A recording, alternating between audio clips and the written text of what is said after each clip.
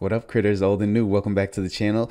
Hit that like, subscribe button, share the video if you'd like to. I appreciate you guys watching. We're dropping these weekly, so I know you guys have been enjoying already, but even you new faces, I hope you guys enjoy as well. I should say I said what up, but again, I got to remember to keep saying bidet, but we got another one today. This one is The Legend of Vox Machina of the story of... The Legend of the Story of Vox Machina. The Legend of the... Story of the legend. Hold on, let's look at this damn title and the damn tongue twisters. The Legend of the World of the Legend of Vox Machina. There we go. Okay, perfect. So I'm looking forward to this one because I mentioned it in the last episode. I really appreciate the animation and the art style of this show.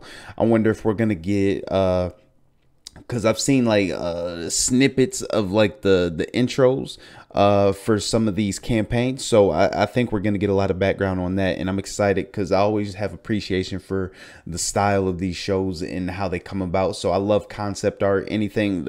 Even though I'm not the biggest Star Wars fan, I love seeing worlds like that being built. So I think I'm really gonna enjoy this episode, but we're not gonna waste. And this one was released 7 days after my birthday in 2020, so let's get straight into this one. I think I'm gonna enjoy this one. I've enjoyed all of them, but this one especially. Let's get into it.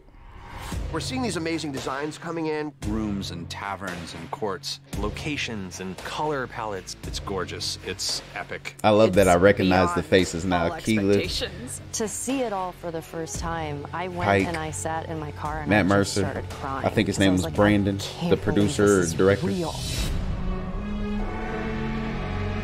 The Legend of the World of the Legend of Vox Machina.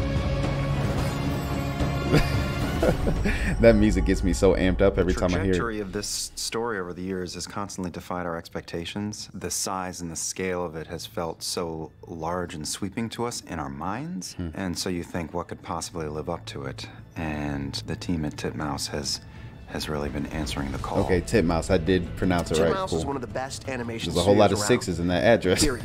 They check all the boxes. They've got animation cred up the wazoo. They've worked on funny shows, dramatic shows. Nico and the Sword of Light, I've never heard of It truly that. feels like a company made of nerds, just like our company. We instantly felt a kinship and a shared language. It kind of lowered the barrier to entry. Are those the two People at main the top animators? who define Art the director? culture and Arthur. the attitude of the studio are themselves huge nerds, super into this President and stuff. founder. And not just for me, but for them, this is kind of the dream project because we're sort of living out our dream of finally getting to create this type of property. They aren't wanting to take, you know, something that we've created and turn it into something completely different. They want to honor what it was that we did. Everyone Nice. else seems genuinely as excited to be a part of this as He's we're got a excited Mighty to have Nine it shirt on. happening. I'm proud to count myself among the critters. I was one of the 90,000 to back this project in the first place. I had no idea I was going to be on it. I remember very distinctly getting my eyes on some of Arthur Loftus, our art director's first background pieces, and just being stunned. Not only That is he a looks so professional good. artist and designer, he's also a big Critical Role fan.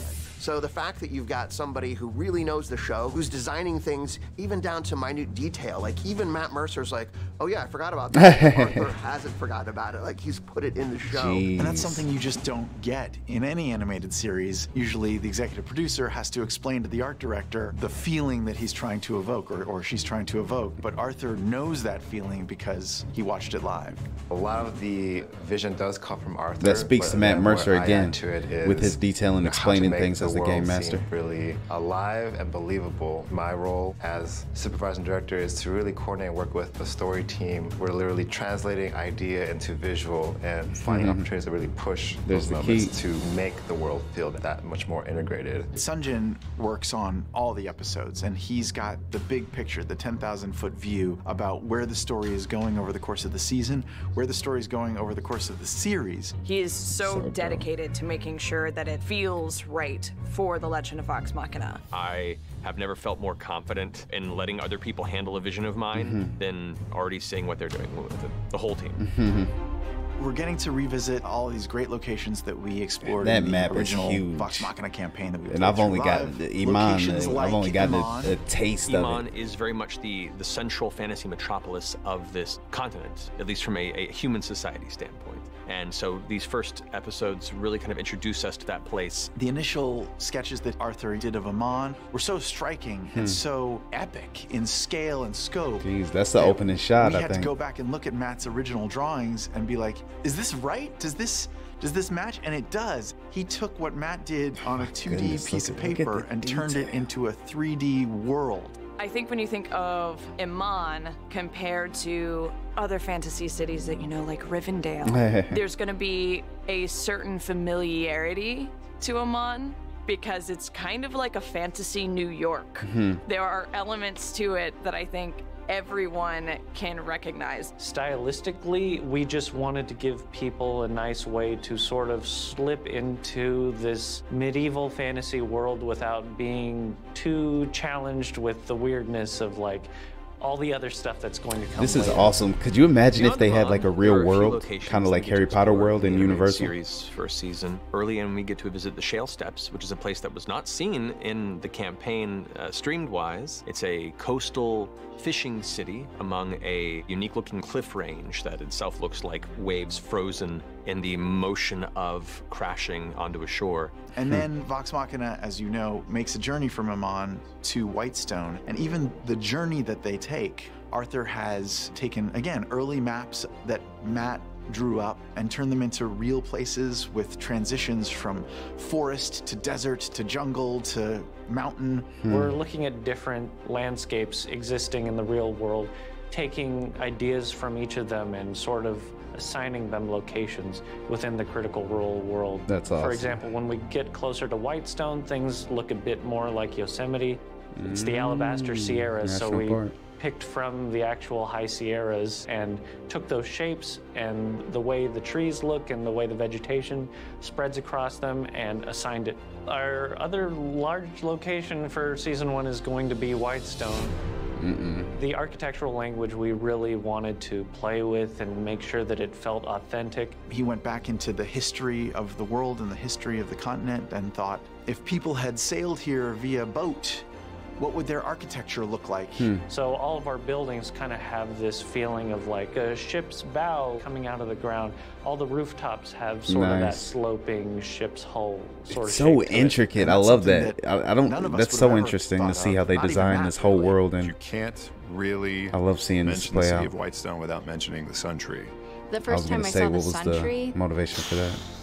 it was so Like the big trees in epic. I've seen some fantastic In iterations of the Sun Tree. What Arthur dropped on us the first time that we saw the Sun Tree literally made our jaws drop. I'm personally more a fan of the small moments. So Gilmore's Goods.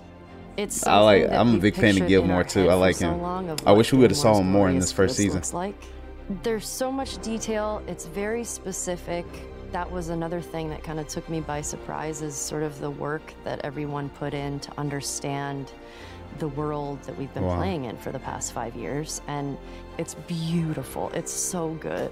All of our locations are very unique from each other, and we've gone to great lengths to make sure that every element we include in every scene really expresses the world as clearly and takes it further than whatever we were originally seeing in the stream online. You really feel like these are drawings of real places and not just a quick sketch of a random temple. I think Percy's look different in Also every some video people I've are a bunch of watched of just this so far. Words describing characters in a story. Then we With start to different try color to hair. visualize it with Arthur and his team. It's a multi-stage process. We start with storyboards that we're working off of that sort of give us an idea what the shot is, where characters are going to be standing, and what the general action of the scene is. And then a background designer is going to take that storyboard and just really flesh out the Trinket. composition, figure out what design elements we want in there. A background painter takes it next, adds lighting. That lighting is basically used to enhance the storytelling moment. A really good background That by is itself without crazy. anything else evokes emotion. It tells you instantly what the scene is going to be like. It's a lot like a DP for live action. You're trying to express what the story is telling you through light and color. When it comes, not even just to animation, but film in general, framing is everything. wherever you place your characters and wherever you place your action is going to have an intense impact on how the audience feels and how the audience relates to what's happening. It's wild to do all these different things and then have them slowly converge into one final piece of media. We have many, many more months of production ahead of us. We're getting into the nitty-gritty of it. It's a never-ending circle of work and creativity and energy that's going into the series. Finally, all of this work, it's all come to fruition. We are really trying to elevate ourselves to create an animated show that even we've never done before. I think the fans and critters are going to be floored by what we've made for them. You ain't seen nothing yet. Nice. I've seen it already. I haven't watched the live streams yet, but I can't wait to get into those. Even, hold on, listen. Are they going to show anything else?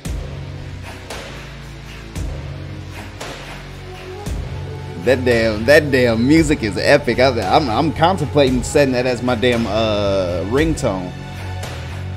We got anything else? I think that's the end. No, that's the end. So another great video, another great introduction into this documentary series that they made. I enjoyed this one like I thought I would. The art style and the fact I know I'm giving so much praise to Matt Mercer, but I feel like he deserves it. It's all warranted. And you guys feel the same way, I feel like. The fact that they were, Arthur and the art director and Titmouse in general was able to take all the concepts from the live streams to build this world in such detail speaks to his imagination, creation, and his storytelling in general. To describe the world in so much depth when he has all these other characters to describe as well is really cool. Like I said, I love anything concept work. I don't have any tattoos, but I feel like if I were to get tattoos, it would be something like a sleeve of concept work. I just love the way it looks. From all my favorite animes, the Naruto's, the stuff like that. I love it. Dragon Ball Z, whatever you want to say. I don't know. I love that. So this was cool to see. I wondered, and I saw that's the first time I noticed Grog's name, his last name. I didn't realize that it was Strongjaw. So that was actually pretty funny to see. I didn't mention it while I was watching, but I noticed that. And again, this world, this is just a little taste of. I've gotten a little taste of with Vox Machina. And just seeing that map, how big it is, we still got a lot to explore. I don't think there's any way we're going to be able to explore it all in just now. I'm wondering in just these first 2 seasons, but is this map shared with the Mighty Nine, or is, I know they're 2 completely different campaigns, but do they share the same world? Can they interact? I know they have like you guys told me they have like a battle royale. Well, they have all the strongest characters go head to head, but I don't know if they cross over at all, or can. I guess they can with anything being possible in D&D, but I guess that's just a slight question for you guys. So I enjoyed this one thoroughly. The next one,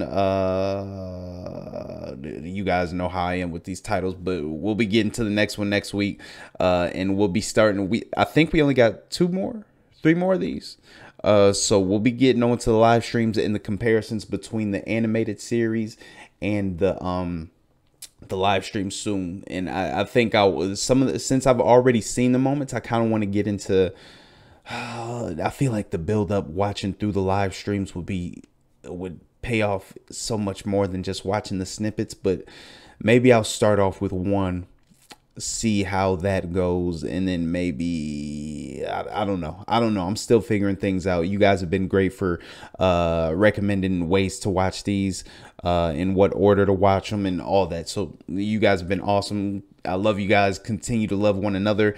I'm probably butchering that saying, but you guys know what I mean. And I'm gonna have to get my merch for the Legend of Vox before Mighty Nine comes out. I saw Matt Mercer wearing his Mighty Nine, so I'm gonna have to catch up. But nonetheless, another one in the books. Hope you guys enjoyed. I'll catch you in the next one. Deuces.